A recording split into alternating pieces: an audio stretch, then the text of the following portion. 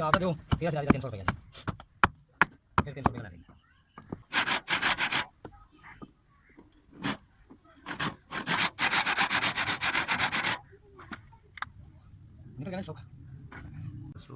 मोहम्मद सलीम 317 बाबा हाजी शेर उतों की मेरी रहायश है जी। 48 ਚੱਕ ਦੇ ਵਿੱਚ मैं कारोबार करने वास्ते आया।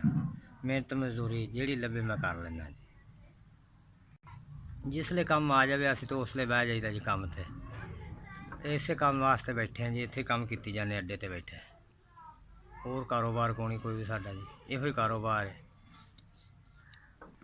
आज दातरी का वज्जा बना रहा जी।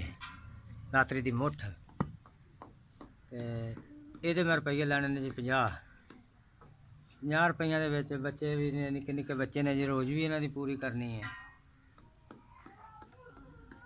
रोज़ भी पूरी करनी है जी। बच्चों पढ़ाना भी है स्कूल भी घलना है। यो ही काम है जी। होर दोबारा तरखाना काम करते हैं जी।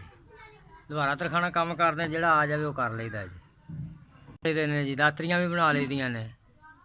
दातरियाँ के वज्जे बना के नवीं दातरियाँ बना के तैयार करके दे लईदियाँ ने जी। अज इत्थे बैठे जी लंबरदार ने सानू थां दिता होया जी। गौरमेंट की थां ये असीं बैठे हैं जी। आप दी थां नहीं हैगी जी।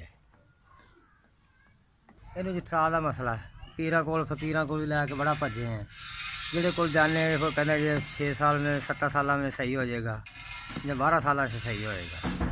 इस तो बाद और कोई गल नहीं जी। 2 3 ये 3000 रुपया जी। SV वाले ने मैनू 3000 रुपया पहुँचाया जी। इस 3000 नाल मैं लकड़ी लाँगा जी। लकड़ नाल कोई अपना निज़ाम चलावांगा, कोई कारोबार, कोई दंदालियाँ बनावांगा, कोई पौड़े बनावांगा जी। इहो जी कोई शै बना के चलावांगा।